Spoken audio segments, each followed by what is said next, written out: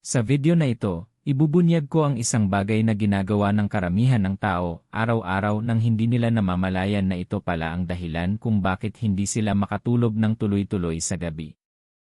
Mukha itong walang masama. Mukha pa nga itong healthy. Pero kapag kinain ito sa maling oras, tahimik nitong pinipilit ang iyong mga bato, kidneys, na magtrabaho buong magdamag, kaya paulit-ulit kang nagigising sa oras na dapat ay nagpapahinga ang iyong katawan.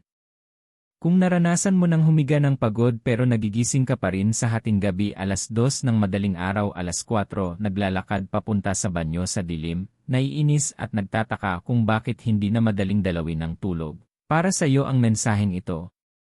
At kung isa ka sa mga taong gumigising na mas pagod pa kaysa noong natulog, mabigat ang pakiramdam ng katawan, parang malabo ang isip, o may pamamaga sa mga binti, daliri, o mukha, makinig kang mabuti. Dahil ang ibabahagi ko ay maaaring magbago ng pakiramdam ng iyong mga gabi simula ngayon. Ginawa ang video na ito partikular para sa iyo. Hindi para sa lahat. Para ito sa taong alam na may mali sa kanyang katawan pero hindi maipaliwanag kung ano. Para sa taong nagsasabing baka dahil tumatanda na o baka normal na lang ito ngayon. Hindi ito normal. At matagal nang nagbababala ang mga eksperto tungkol dito, pero halos walang nagsasabi sa paraang talagang naiintindihan ng mga tao. Gusto kong panoorin mo ang video hanggang dulo, dahil sa huling bahagi ay ibinubunyag ang isang karaniwang gawi sa gabi na ayon sa mga kidney specialist ay tahimik na nakakasira sa kalusugan ng milyon-milyong tao, kahit pa sa mga naniniwalang healthy silang kumain. Kapag pinalampas mo ang bahaging iyon, maaaring inuulit mo pa rin ang parehong pagkakamali ngayong gabi. Bago tayo magpatuloy, gusto kong maging bahagi ka ng usapang ito. Mag-comment ka sa ibaba at sabihin kung saan ka nanonood, bansa, lungsod, kahit saan. At kung mahalaga sa iyo ang kalusugan ng bato, o kung naranasan mo nang magkaroon ng putol-putol na tulog sa gabi, maglagay ka ng simpleng Maya sa comment section ngayon. Huwag mo nang pag-isipan. I-type mo lang ang Maya. At siguraduhin mong nakasubscribe ka sa channel na Gintong Sustansya. Umiiral ang channel na ito para sa iisang layunin, magbigay ng kaalamang pangkalusugan na nagpoprotekta sa iyong katawan bago pa maging permanente ang pinsala.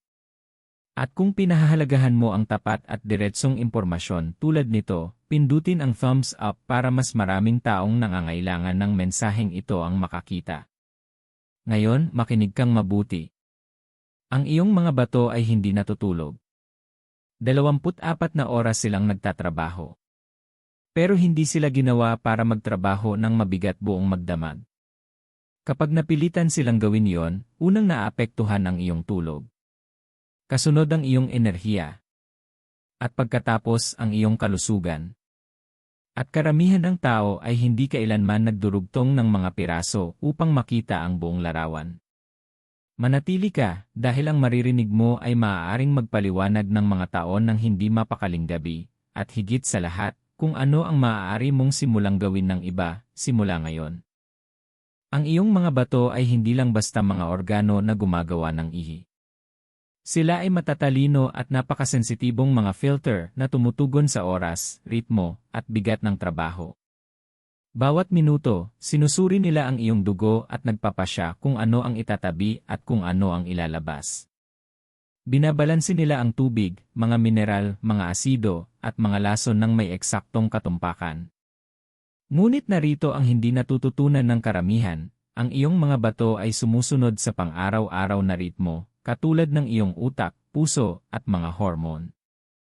Sa araw, ang mga bato ay likas na dinisenyo para magtrabaho ng mas mabigat. Ito ang oras na ikaw ay kumakain, umiinom, gumagalaw, at naglalagay ng pinakamalaking demand sa iyong katawan. Likas na mas mataas ang blood pressure. Aktibo ang mga hormone na nagpapasigla sa pagsala ng dugo. Inaasahan ng mga bato ang trapiko sa maghapon. Ngunit sa gabi, dapat bumagal ang lahat. Bumababa ang blood pressure. Kumukonti ang paggawa ng ihi. Banayad na humihina ang pagsala ng mga bato upang makapag-focus ang katawan sa pag-aayos at paghilom, hindi sa paglilinis. Kapag iginagalang ang ritmong ito, mas malalim ang iyong tulog. Masariwa kang gumigising. Nakakabawi ang mga tisyu ng katawan. Kumakalma ang iyong nervous system. Ngunit kapag nasira ang ritmong ito, unang lumilitaw ang epekto sa iyong tulog. Ipinaliliwanag ng mga nephrologist na ang madalas na paggising sa gabi ay kadalasan hindi talaga problema sa pagtulog. Ito ay problema ng sobrang bigat ng trabaho ng mga bato. Kapag napilitan ang mga bato na patuloy na magsala ng agresibo sa gabi, mas mabilis na pupuno ang pantog. Nararamdaman ng utak ang presyon. Ikaw ay nagigising paulit-ulit. Ito ang dahilan kung bakit maraming tao ang madaling makatulog ngunit hindi kayang manatiling tulog. Hindi sila balisa. Hindi sila may insomnia. Ang totoo, ang kanilang mga bato ay pinipilit magtrabaho na parang naka-night shift. Pag-isipan mo itong mabuti. Kung higit sa isang beses kang nagigising gabi-gabi para umihi, hindi iyon basta nagkataon lang. Iyan ay mensahe mula sa iyong katawan.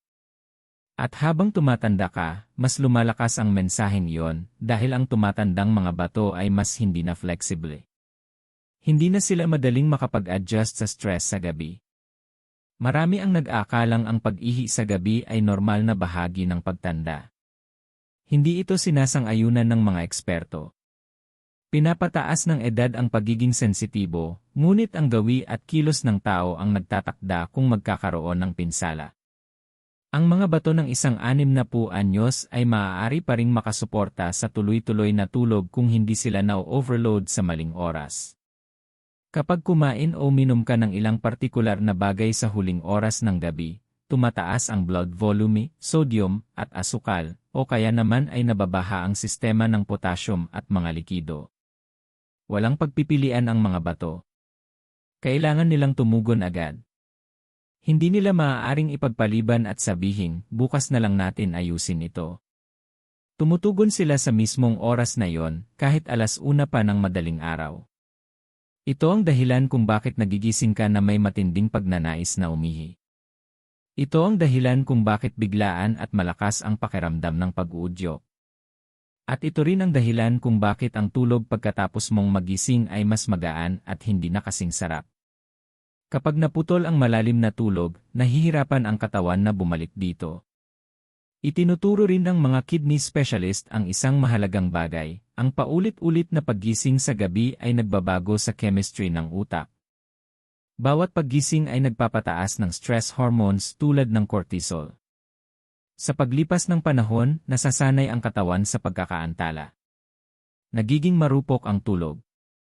Kahit maliliit na signal mula sa mga bato ay sapat na para ikaw ay magising. Ganito unti-unting nagiging isang talamak na problema sa pagtulog ang isang pisikal na issue. Kung pamilyar sa iyo ang mga ito, huminto ka sandali at mag-comment ng laya. At kung hindi ka pa nakasubscribe, mag-subscribe na sa Gintong Sustansya. Hindi pangkaraniwan ang impormasyong ito, ngunit ito ay napakahalaga. May isa pang antas na hindi napapansin ng karamihan.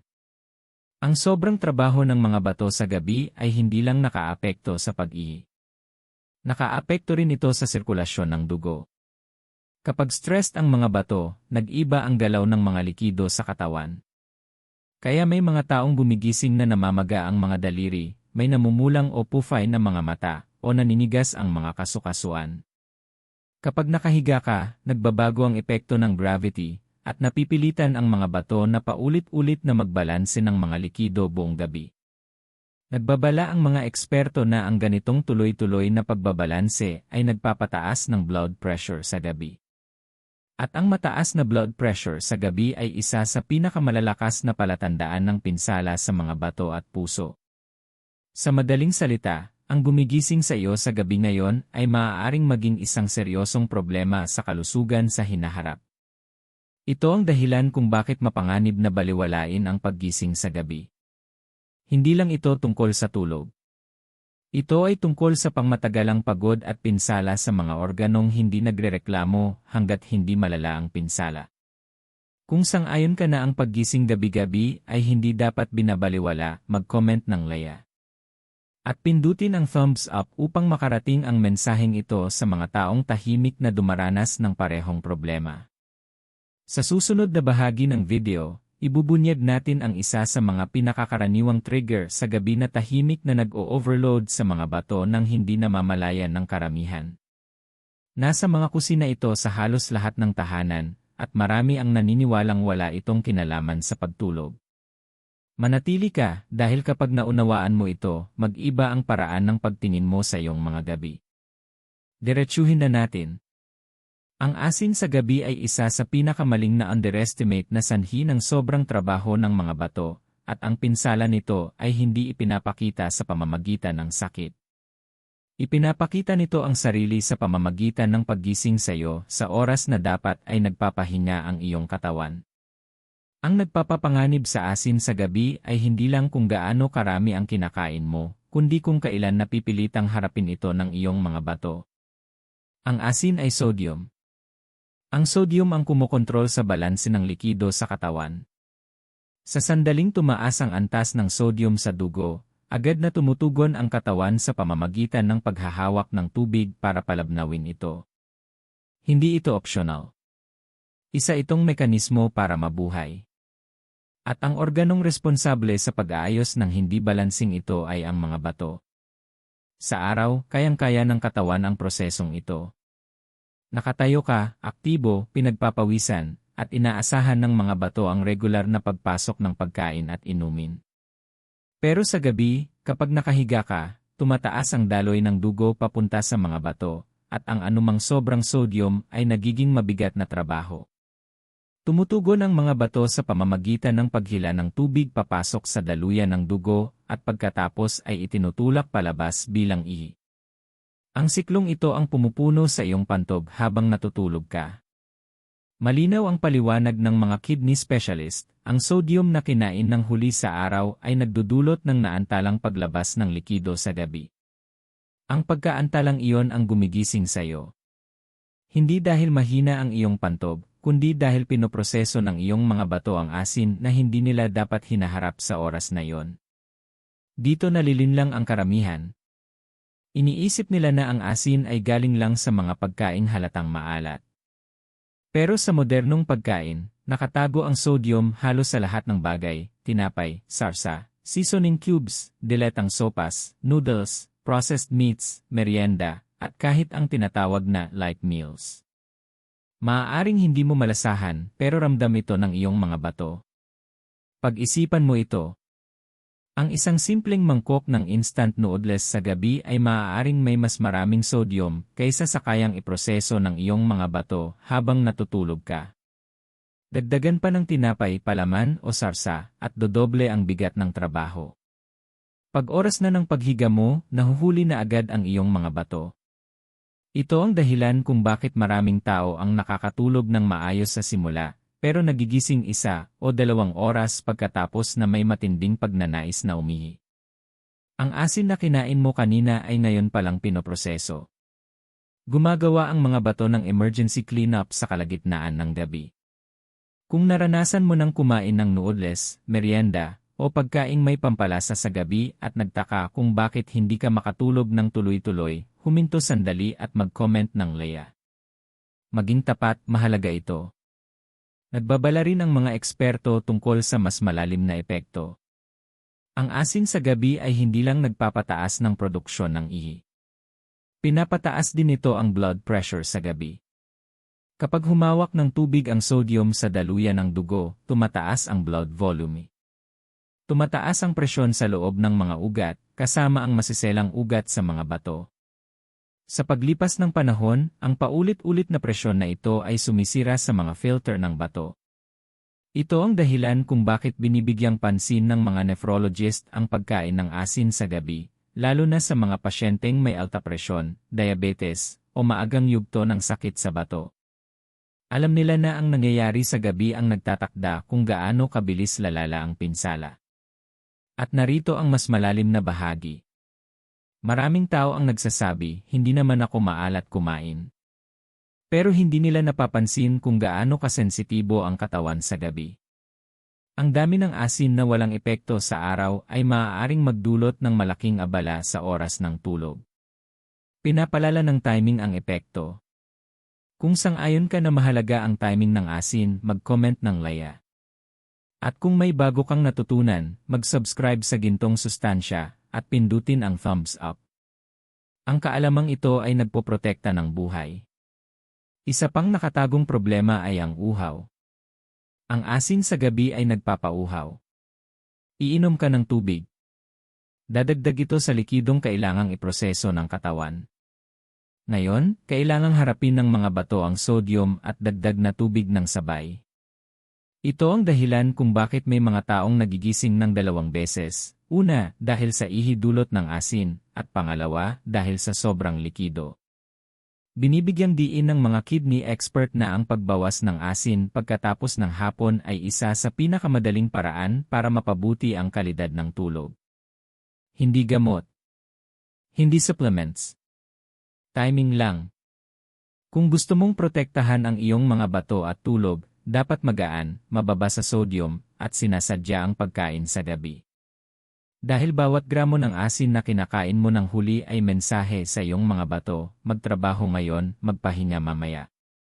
At laging sumusunod ang mga bato. Manatili ka, dahil sa susunod na bahagi ay pag-uusapan natin ang isang bagay na maraming tao ang kinakain sa gabi sa paniniwalang healthy, isang bagay na inirekomenda ng mga doktor sa araw pero tahimik na binababalaan sa gabi. At ito ay ikinagugulat ng halos lahat. Sa susunod na bahagi, maraming tao ang nalilito dahil ang pag-uusapan natin ay isang bagay na buong buhay mo nang sinasabing healthy. Inirekomenda ito ng mga doktor. Pinupuri ito ng mga nutritionist. Hinihikayat ito ng mga pamilya. At gayunpaman, kapag kinain sa maling oras, tahimik nitong ginagambala ang pahinga ng iyong mga bato at ang iyong tulog, walang ingay, walang abiso. Pinag-uusapan natin ang prutas. Ang prutas ay natural. Ang prutas ay masustansya. Mayaman ito sa bitamina, antioxidants, at fiber. Ngunit ang prutas ay mayaman din sa natural na asukal, tubig, at potassium. At sa gabi, kapag nagsama-sama ang tatlong ito, maaaring maging mabigat na pasanin para sa iyong mga bato. Malinaw ang paliwanag ng mga kidney specialist, hindi lang tumutugon ang mga bato sa kung ano ang kinakain mo, kundi pati na rin sa bigat at timing ng pagkain. Kapag kumain ka ng prutas ng huli sa gabi o pagkatapos ng hapunan, lalo na malapit sa oras ng pagtulog, lumilikha ka ng naantalang metabolic response na nangyayari habang natutulog ka. Himayin natin ito ng maayos. Maraming prutas ang may mataas na porsyento ng tubig. Pakwan, dalandan, pinya, mangga, pati mansanas at peras ay may dalang maraming likido. Kapag kinain mo ang mga ito sa gabi, para ka nang umiinom ng tubig sa solidong anyo. Dahan-dahang pumapasok ang tubig sa iyong dugo at pinupuno ang pantob habang natutulog ka. Resulta, paggising para umihi, minsan paulit-ulit. Ngunit tubig lang ang problema. Mahalaga rin ang asukal ng prutas na tinatawag na fructose. Sa gabi, bumababa ang insulin sensitivity. Hindi na kayang iproseso ng katawan ang asukal kasing husay ng sa araw. Ang sobrang asukal sa dugo ay pinipilit ang mga bato na tumulong sa pag-regulate nito sa pamamagitan ng mas mataas na pagsala. Mas maraming pagsala, mas maraming ihi. Ito ang isa sa mga dahilan kung bakit ang mga kumakain ng prutas sa gabi ay nagigising na uhaw at hindi mapakali. At naroon din ang potassium. Mahalaga ang potassium para sa tamang paggana ng ugat at kalamnan, ngunit kailangan itong panatilihing balanse. Ang mga bato ang may responsibilidad na alisin ang sobrang potassium. Kapag tumaas ang potassium intake sa huli ng araw, lalo na sa mga taong lampas 40, kailangang magtrabaho ng mas mabigat ang mga bato sa gabi para mapanatiling ligtas ang antas nito. Ang dagdag na trabahong ito ay nakakaistorbo sa malalim na tulog. Madalas babalaan ng mga nephrologist ang mga nakatatanda at ang may borderline na kidney function tungkol sa pagkain ng prutas sa gabi. Maaaring hindi sapat ang lakas ng mga bato para tahimik na harapin ang potassium load habang natutulog. Ngayon, narito ang dahilan kung bakit mas delikado ito. Maraming tao ang kumakain ng prutas sa gabi dahil iniisip nila na ito ay magaan o ligtas. Iniisip nila mas mabuti ito kaysa junk food. Pero hindi hinuhusgahan ng mga bato ang pagkain base sa label. Tumutugon sila sa kemikal na realidad. Ang isang mangkok ng pakwan sa alas negatibo 9 ng gabi ay maaaring makagambala sa tulog ng higit kaysa sa maliit na piraso ng manok sa alas negatibo 6 ng hapon. Binabago ng timing ang lahat. Kung kumakain ka ng prutas pagkatapos ng hapunan o bago matulog dahil akala mo ay nakakatulong sa digestion o kalusugan, huminto sandali at mag-comment ng Leah. Hindi ito tungkol sa pagsisi. Ito ay tungkol sa kamalayan. Itinuturo rin ng mga eksperto ang isang koneksyong bihirang napapansin. Ang pagkain ng prutas sa gabi ay madalas humahantong sa pagod sa umaga at pagnanasa sa asukal.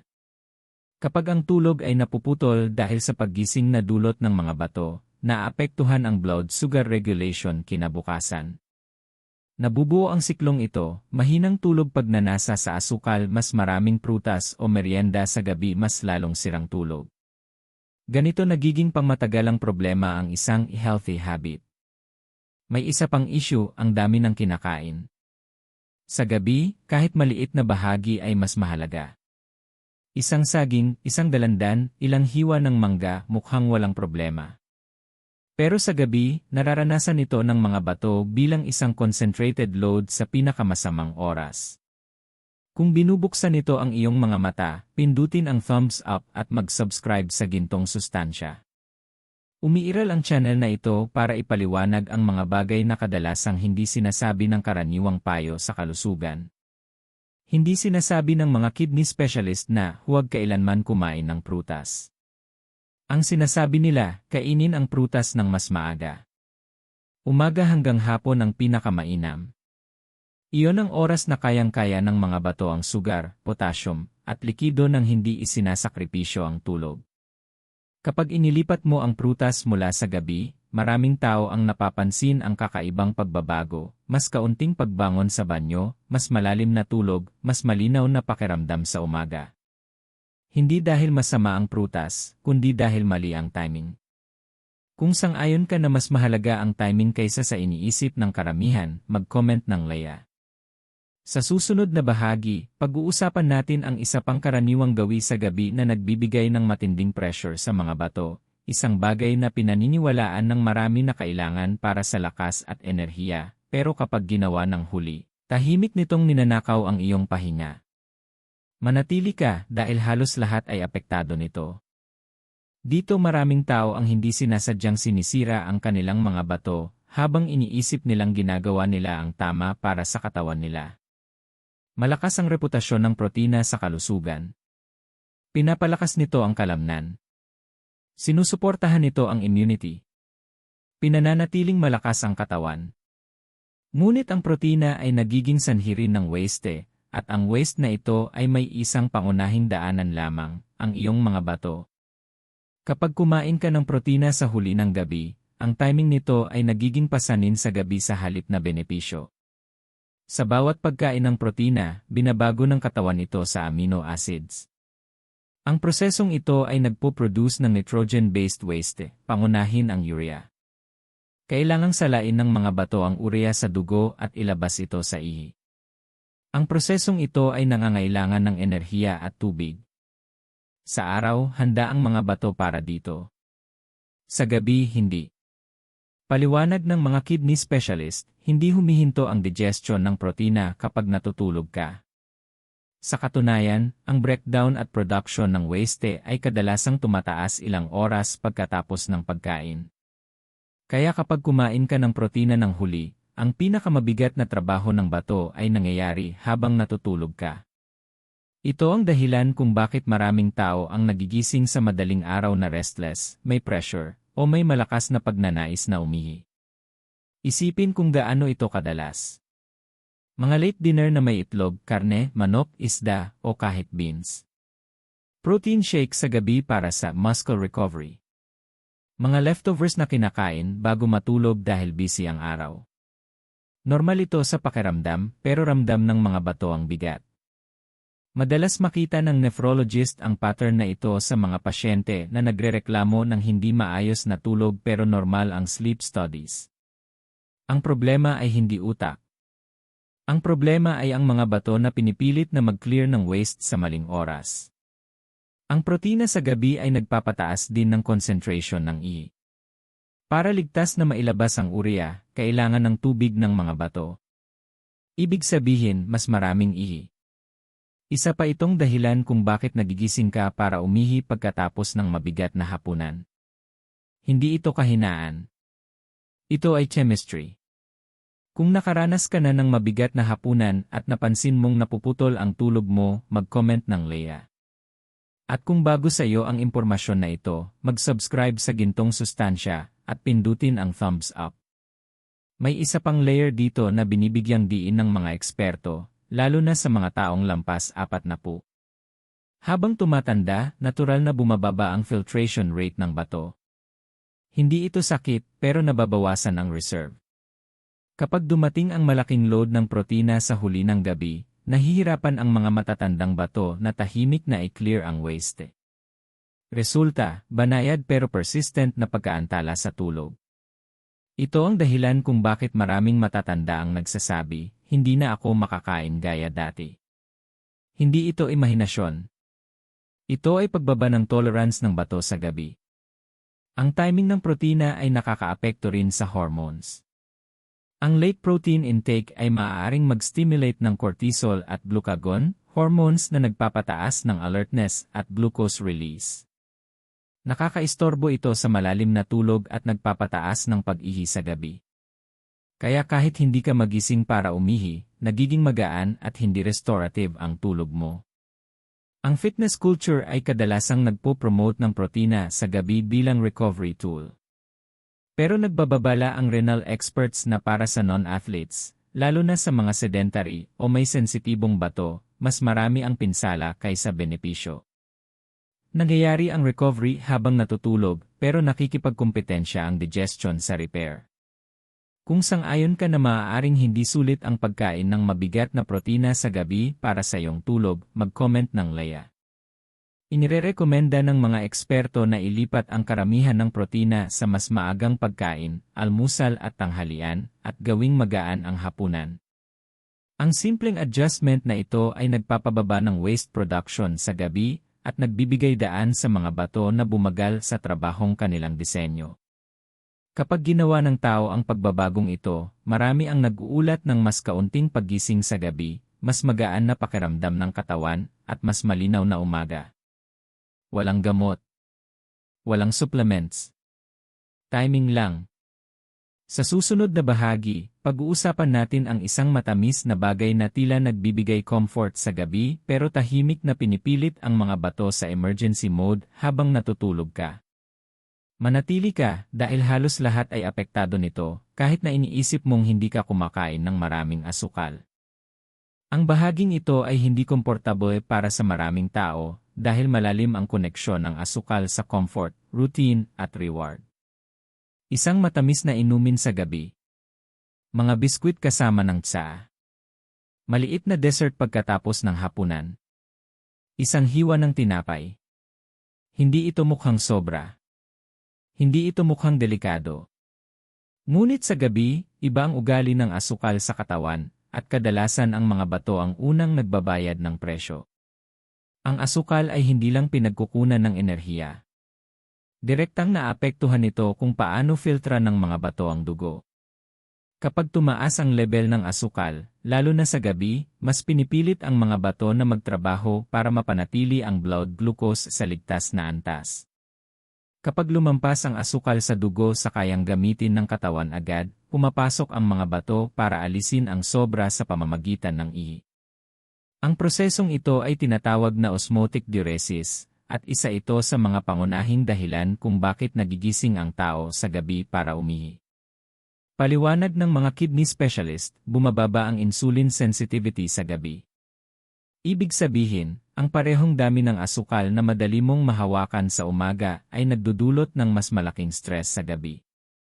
Ang asukal ay nananatili ng mas matagal sa dugo, hinahatak nito ang tubig. Pinipilit ang mga bato na mag-filter ng mas maraming fluid para mapanatili ang balanse. Napupuno ang pantog. Napuputol ang tulog. Hindi lamang ito problema ng mga taong may diabetes. Kahit ang mga may normal na blood sugar ay nakakaranas nito. Sa simula, banayad lang ang epekto, isang dagdag na biyahe sa banyo, kaunting pagka-restless, tuyong bibig. Sa paglipas ng panahon, nagiging pattern ito. Ang nakatagong asukal ang pinakamalaking problema. Maraming tao ang iniisip na hindi sila kumakain ng asukal sa gabi, pero nagtatago ito sa mga lugar na hindi inaasahan. Sa kape na may asukal. Tinapay at pastries.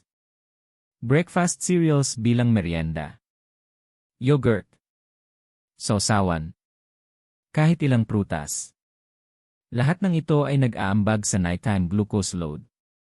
Kung nakainom ka na ng tsaa na may asukal o nakatikim ng matamis na merienda sa gabi, mag-comment ng Leia. Ang pagiging aware ang unang hakbang. Nagbabala rin ang mga eksperto tungkol sa epekto ng asukal sa hormones sa gabi. Ang pagtaas ng asukal ay nagpapalabas ng insulin. Nakikipag-ugnayan ang insulin sa cortisol, ang stress hormone. Ang mataas na cortisol sa gabi ay pinananatiling alerto ang nervous system kahit dapat ito'y kalmado. Ito ang nagdudulot ng magaan na tulog, madalas na paggising, at hirap makabalik sa tulog pagkatapos ng pagpunta sa banyo. Sa paglipas ng panahon, tinuturuan ng pattern na ito ang katawan na asahan ang paggising. Nagiging hypervigilant ang utak. Kahit maliit na senyales mula sa pantog ay sapat na para gisingin ka. Ang nagsimula bilang problema sa bato ay unti-unting nagiging chronic sleep problem. May paradox din ng dehydration. Hinahatak ng asukal ang tubig sa ihi na nagdudulot ng pagkawala ng fluid. Kaya nagigising ang tao na uhaw. Uminom ng tubig. Mas marami pang fluid ang kailangang iproseso ng bato. Inuulit ang cycle buong gabi. Madalas makita ng nephrologists ang pattern na ito sa mga pasyente na nagrereklamo ng pag-ihi sa gabi at pagod sa umaga pero walang malinaw na sakit sa bato. Hindi pa ito pinsala. Overload lang sa maling oras. Kung naiintindihan mo ang koneksyon, pindutin ang thumbs up at mag-subscribe sa Gintong Sustansya. Ang channel na ito ay nakatuon sa prevention, hindi panic. Inirerekomenda ng mga eksperto na panatilihing mababa ang sugar intake sa gabi. Walang matamis na inumin. Walang dessert sa huli ng gabi. Walang matamis na merienda pagkatapos ng hapunan. Ang asukal ay para sa mas maagang bahagi ng araw, kapag magagamit ito ng katawan at maiproseso ng mga bato nang hindi naabala ang tulog. Kapag nabawasan ang asukal sa gabi, maaaring maging dramatic ang pagbabago. Mas kaunting paggising. Mas kaunting uhaw. Mas malalim na tulog. Mas mahusay na enerhiya sa umaga. Kung sang-ayon ka na ang asukal sa gabi ay hindi kasing harmless ng iniisip, mag-comment ng Leia. Sa susunod na bahagi, pag-uusapan natin ang isang bagay na iniisip ng maraming tao na laging healthy at harmless, ang pag-inom ng maraming tubig sa gabi. Maaaring magulat ka sa sasabihin ng mga kidney experts tungkol dito, kaya manatili ka. Ito ay isa sa mga pinakaming konsiderang gawi pagdating sa kalusugan ng bato at tulog. Madalas sinasabi sa mga tao, uminom ka ng maraming tubig. Kaya ginagawa nila ito. Buong araw. Buong gabi. Kahit bago matulog. At kapag nagiging magulo ang tulog, sinisisi ang edad, stress, o pantog. Pero itinuturo ng mga eksperto sa bato ang isang napakahalagang bagay, ang hydration ay hindi lang tungkol sa dami, kundi pati sa oras. Mahalaga ang tubig. Walang tutol doon. Pero ang pag-inom ng malaking dami ng tubig sa gabi ay pinipilit ang mga bato na magtrabaho ng tuloy-tuloy sa oras na dapat ay nagpapahinga. Hindi nag-imbak ng tubig ang mga bato. Bawat sobrang patak ay kailangang i-filter, ibalanse, at alinman ay itago o ilabas bilang ihi. Kapag nangyari ito sa gabi, nagiging biktima ang tulog. Paliwanag ng nephrologists, natural na bumababa ang produksyon ng ihi sa gabi dahil sa hormonal signals, lalo na ang antidiuretic hormone.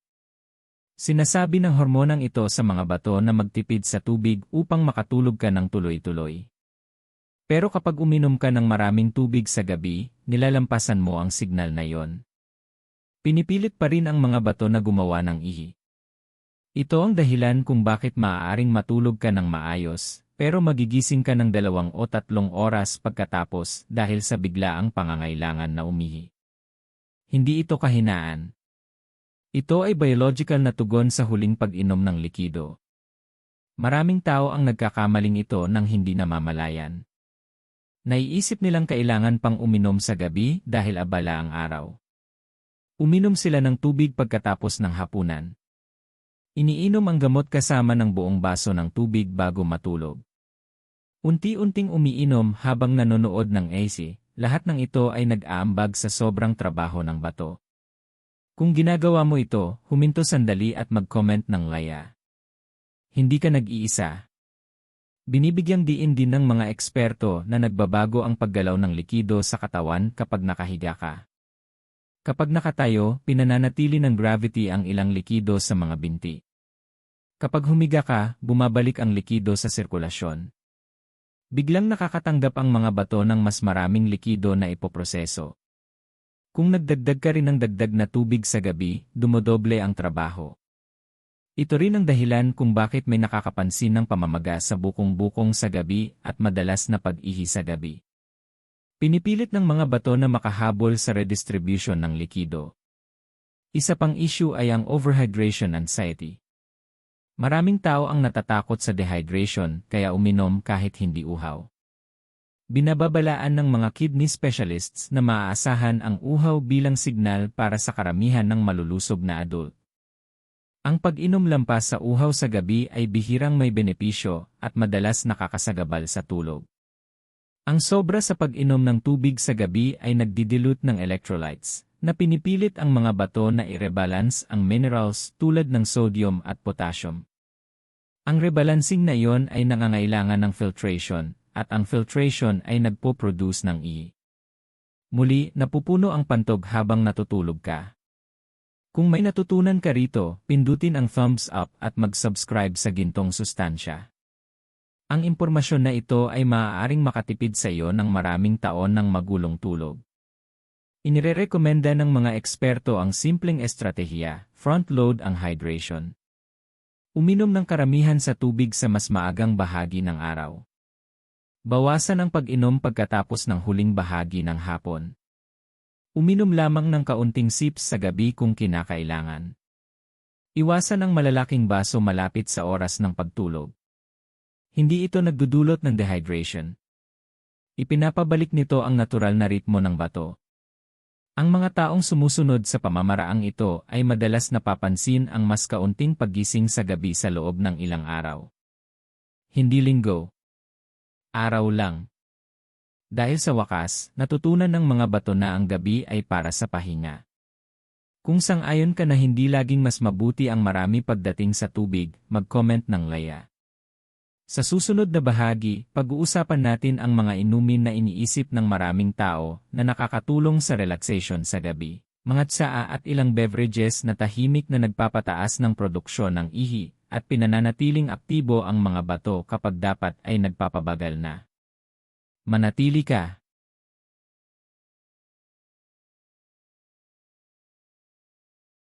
Ito ang bahagi kung saan maraming tao ang nakakaramdam ng pagkakanloko ng mga gawin na akala nila ay nakakatulong sa kanila na mag-relax. Ang isang mainit na tasa ng tsaa sa gabi ay nakakapagpakalma. Mukhang natural. Mukhang ligtas. Para sa iba, bahagi pa ito ng kanilang bedtime ritual.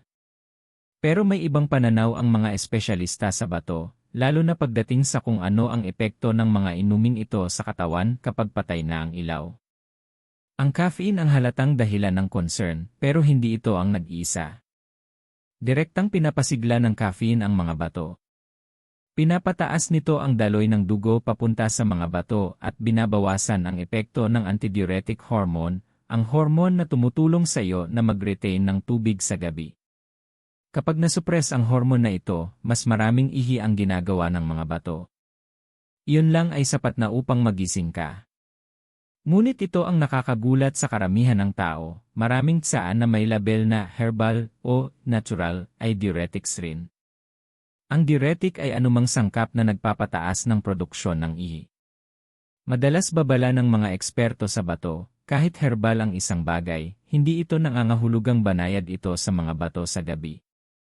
Ang mga tsaa tulad ng green tea, black tea, hibiscus, dandelion, at marami pang detox blends ay kilala sa pagpapataas ng output ng I. Ang iba ay direktang nagpapasigla ng kidney filtration. Ang iba naman ay nagbabago ng electrolyte balance, kaya napipilitang tumugon ang mga bato. Kapag ininom ito sa gabi, pinipilit ang mga bato na magtrabaho habang natutulog ka. Ito rin ang dahilan kung bakit may mga taong nagsasabi, hindi ako umiinom ng kape, pero nagigising pa rin ako sa gabi. Ang problema ay hindi kape. Ito ay ang tsaa na pinalitan nila rito. Kung umiinom ka ng tsaa bago matulog, kahit herbal lang, mag-comment ng laya. Mahalaga ang awareness dito. Isa pang issue na binibigyang diin ng mga eksperto ay ang expectation. Umiinom ang mga tao ng tsaa para mag-relax, kaya hindi nila pinapansin ang mga senyales na ipinapadala ng katawan nila pagkatapos. Hindi nila naiugnay ang tsaa sa mga paggising sa gitna ng gabi o sa magulong tulog. Sa paglipas ng panahon, nagiging invisible ang gawi, kahit na nag-ipon ang pinsala. Ang ilang tsaa rin ay nagpapasigla ng digestion at metabolismo. Ibig sabihin, mas maraming waste ang nagagawa. Mas maraming waste, mas maraming filtration ng bato. Muli, ang oras ng pag-inom ang problema. Lalo na mainit ang mga kidney specialists sa detox teas. Madalas itong binebenta bilang panlinis, pero ang paglilinis ay eksaktong ginagawa na ng iyong mga bato.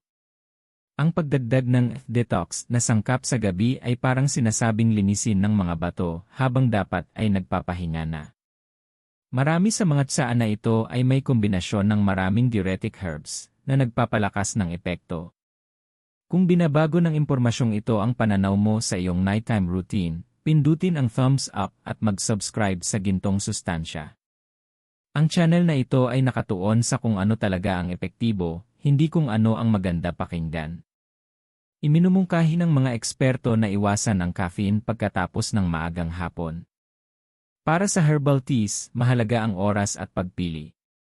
Ang i-calming ni ay hindi palaging nangangahulugang kidney-friendly.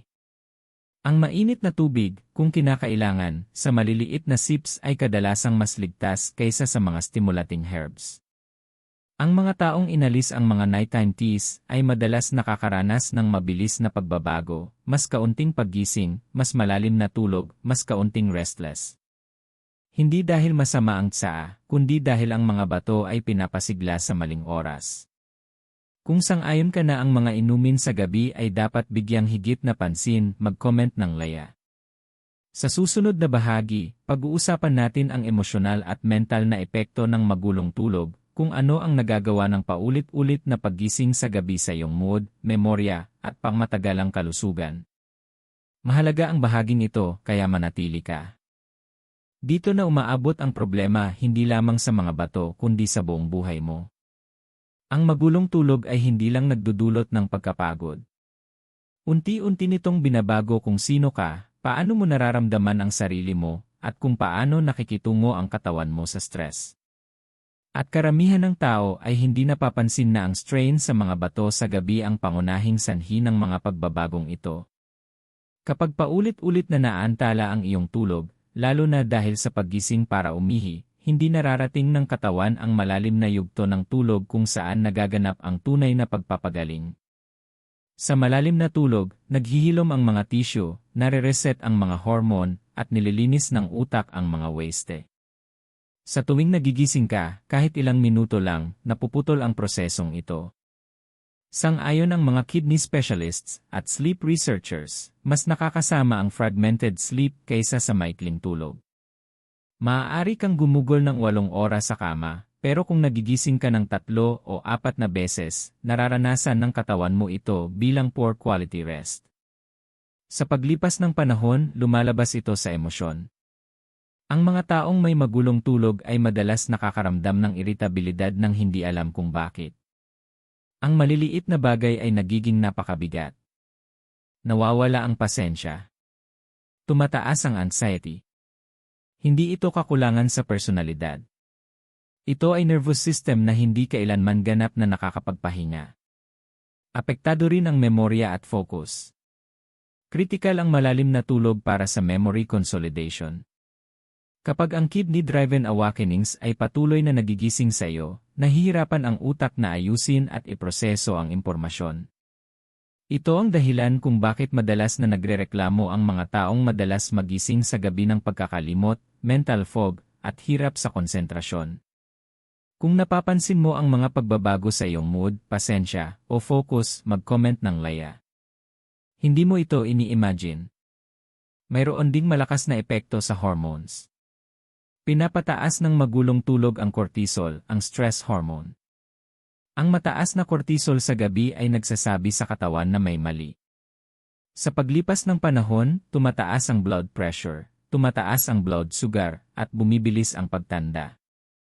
Madalas makita ng mga kidney experts ang mapanganib na feedback loop, strain sa bato magulong tulog lumalala ang blood pressure, lalong nasisira ang mga bato.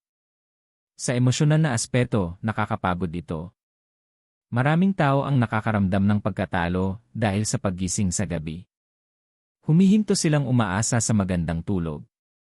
Tinatanggap ang pagkapagod bilang normal. Ang tahimik na pag-resign na ito ay isa sa pinaka-nakakasirang bahagi ng cycle. Binalaan ng mga kidney specialists na ang chronic sleep disruption ay konektado sa mas mataas na panganib ng heart disease, mas mabilis na pagbaba ng kidney function, mahinang immunity, at depression. Ang tulog ay hindi luho. Ito ay maintenance. Isa pang emosyonal na epekto ay mula sa anticipation. Kapag natutunan ng katawan na asahan ang paggising, nagiging mas magaan ang tulog. Nanatiling alerto ang utak. Kahit hindi pa puno ang bladder, handa nang magising ang isip. Ang hypervigilance na ito ay nagpapahirap na muling makatulog. Kung nakaka-relate ka dito, pindutin ang thumbs up at mag-subscribe sa Gintong Sustansya. Karapat-dapat kang makapagpahinga, hindi laging nasa survival mode. Ipinapakita ng mga eksperto na ang pagbabalik ng tulog na hindi naantala ay madalas nakaka-improve ng mood, blood pressure, at energy bago pa man kailanganin ang anumang gamot. Napakamatibay ng katawan kapag nabigyan ng tamang kondisyon. Ito ang dahilan kung bakit ang pagtutok sa nighttime kidney stress ay hindi lang tungkol sa pag-iwas sa paggising para umihi.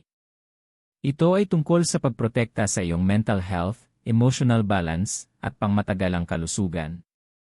Kung sang-ayon ka na ang tulog ay nakakaapekto sa bawat aspeto ng buhay, mag-comment ng Leah. Sa susunod na bahagi, lilipat tayo mula sa problema tungo sa solusyon.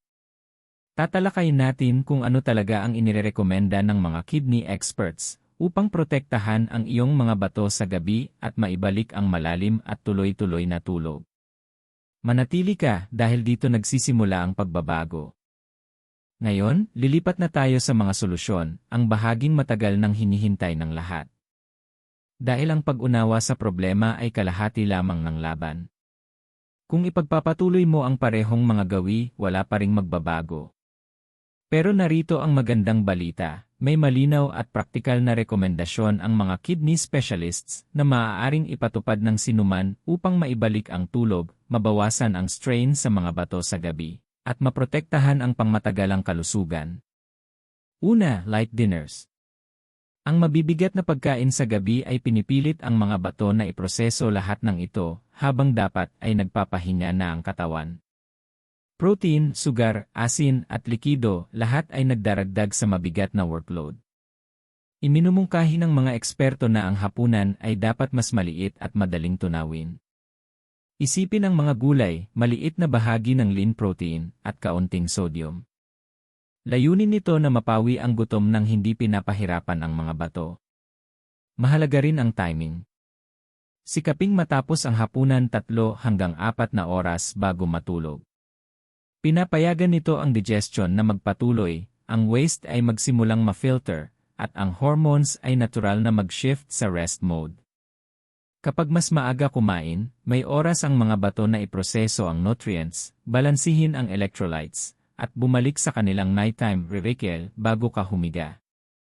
Timing ng prutas ay isa pang kritikal na rekomendasyon.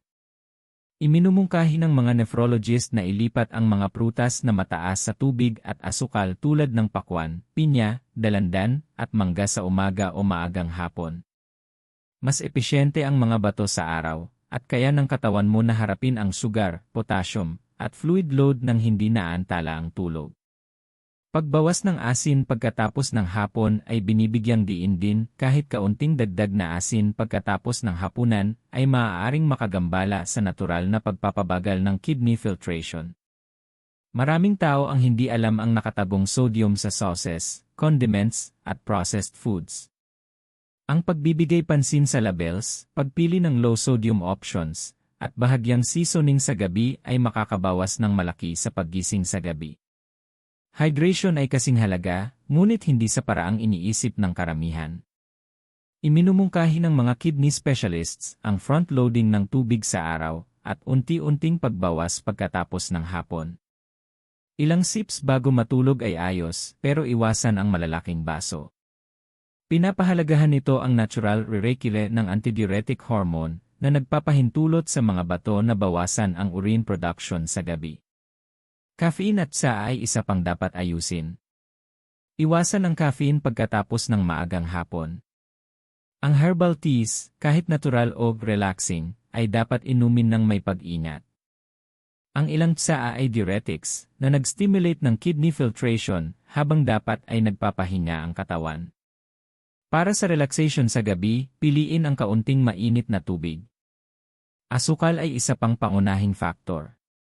Ang mga panggabing dessert, inuming may asukal, o kahit matatamis na merienda ay tahimik na nagpapataas ng workload ng bato.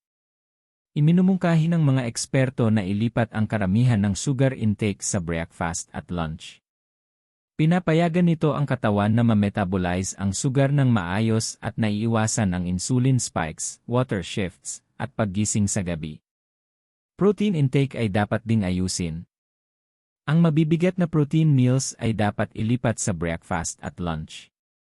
Para sa hapunan, maliit na bahagi ng lean protein ay sapat na. Binabawasan nito ang nitrogen waste na nagpapahirap sa bato sa gabi, habang sinusuportahan pa rin ang muscle at tissue repair. Isa pang madalas nakakaligtaang rekomendasyon ay routine consistency. Nakakaapekto ang sleep pattern sa kidney re-regulation. Ang pagtulog at paggising sa parehong oras araw-araw ay nagpapahintulot sa mga bato, bladder, at hormones na magsabay. Ang irregular na schedule ay nagpapataas ng nighttime disruptions. Huli, binibigyang diin ng kidney specialists ang awareness. Ang simpleng pag-alam kung ano ang nagtitrigger ng paggising sa gabi, asin, asukal, prutas, tubig, o tsaa, ay nagbibigay kapangyarihan sa iyo na gumawa ng maliliit pero makapangyarihang pagbabago. Hindi ito tungkol sa pagiging perpekto.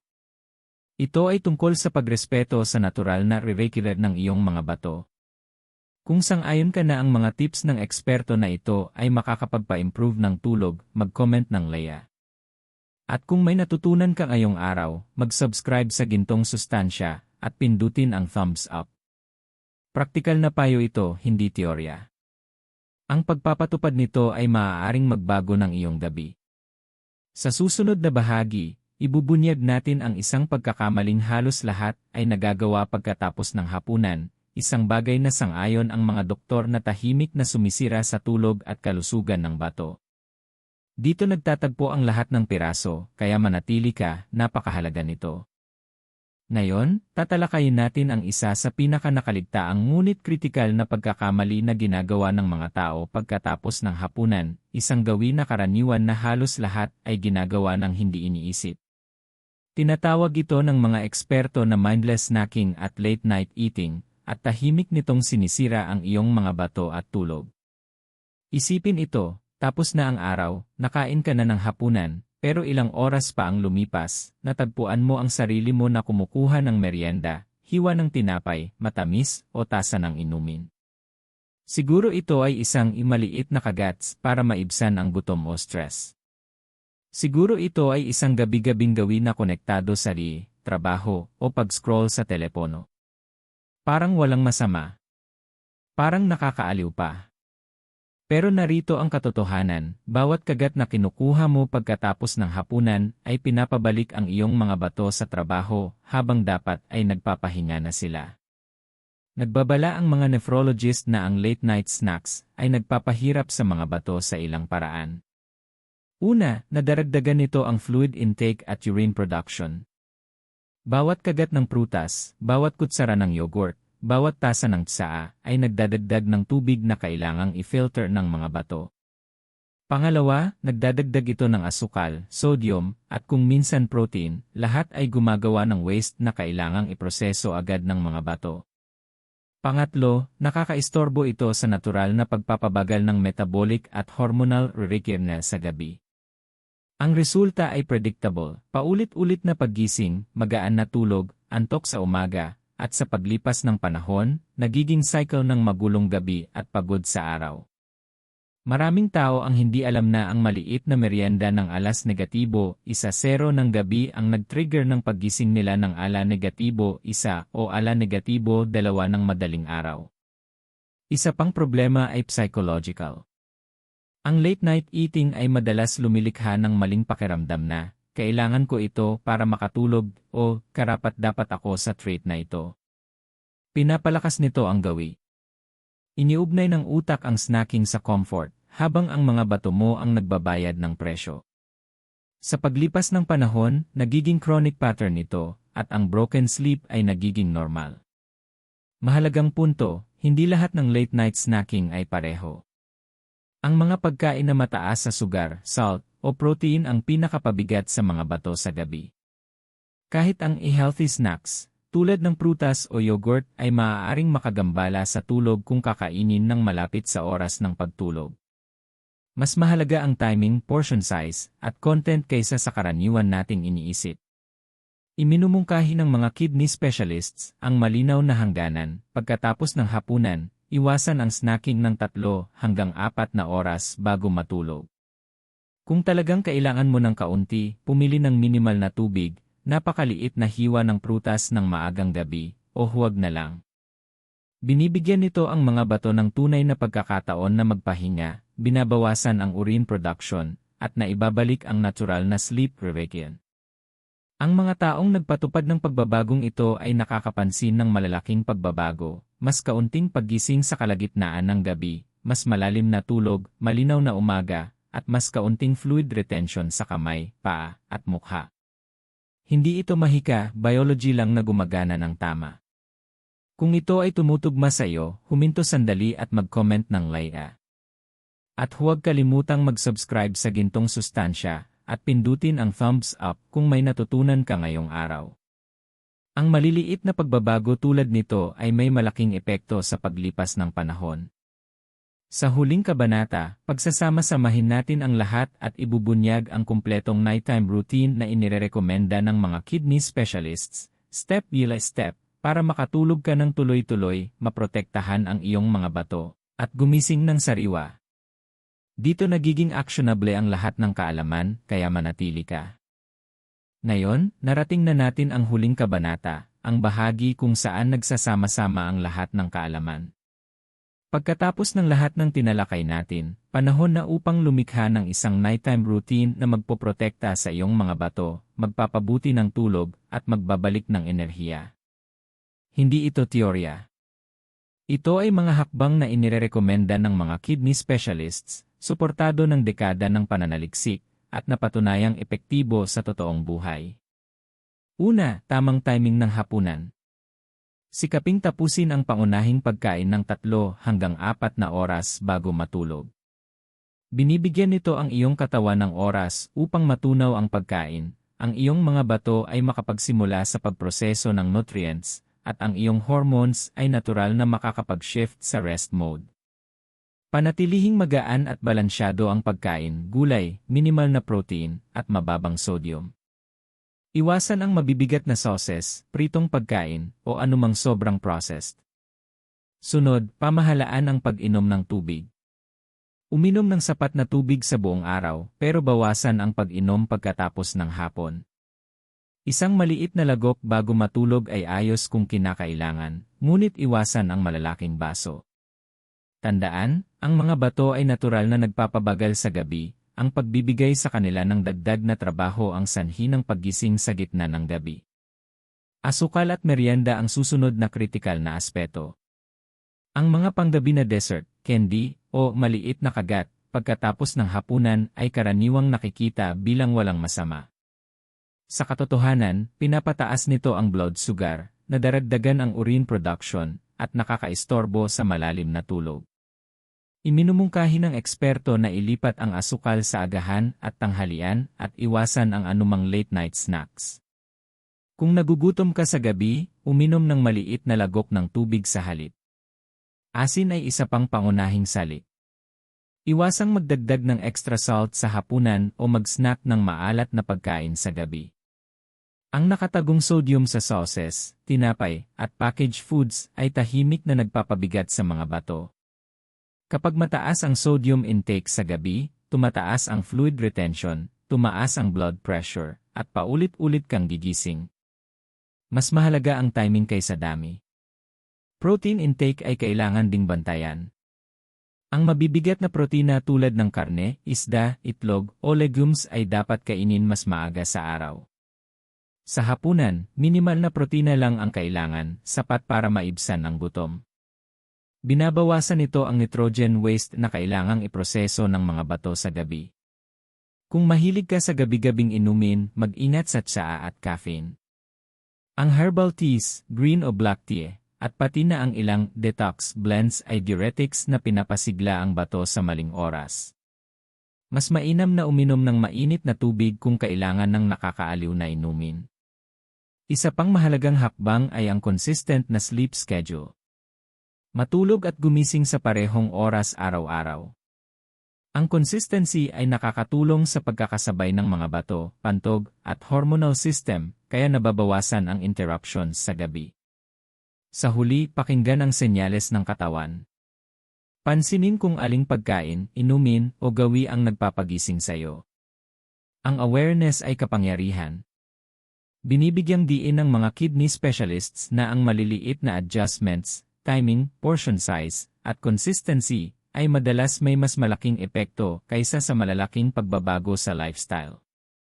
Sa pagpapatupad ng routine na ito, bumababa ang paggising sa gabi. Mas malalim at mas restorative ang tulog.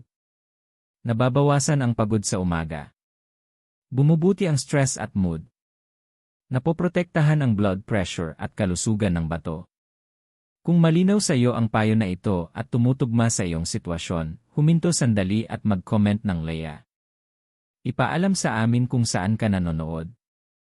Nakakatulong ang iyong pakikilahok na maabot ang mas maraming tao na nangangailangan ng impormasyong ito. At huwag kalimutang mag-subscribe sa Gintong Sustansya, dahil ito ang uri ng kaalaman na pumipigil sa problema bago pa man ito lumala. Pindutin ang thumbs up kung determinado kang maibalik ang iyong tulog at maprotektahan ang mga bato. Tandaan, hindi ito tungkol sa pagtanggal ng lahat ng iyong kinagigiliwan. Ito ay tungkol sa timing, awareness, at respeto sa natural na ritmo ng katawan. Magsimula sa isang pagbabago ngayong gabi, tapusin ang hapunan ng mas maaga, bawasan ang late fluids, iwasan ang dessert, at panoorin kung paano bumubuti ang iyong tulog. Ang bawat hakbang ay nagkakaroon ng epekto, at sa lalong madaling panahon, mararamdaman mo na ang restorative na tulog muli. Ito ang iyong sandali para kontrolin ang sitwasyon. Pasasalamatan ka ng iyong mga bato. Pasasalamatan ka ng iyong tulog. At ang iyong umaga, sariwa, puno ng enerhiya, at alerto, ang magpapaalala sa iyo kung bakit mahalaga ang pagbabagong ito higit sa lahat. Nagtatapos dito ang 12-part series. Ipatupad ang mga hakbang isa-isa, obserbahan ang iyong katawan, at manatiling consistent. Ibahagi ang iyong progreso sa comments. At tandaan, ang tunay na kalusugan ay nakabase sa pag-unawa sa katawan, paggalang sa ritmo nito, at pagkilos ng may intensyon.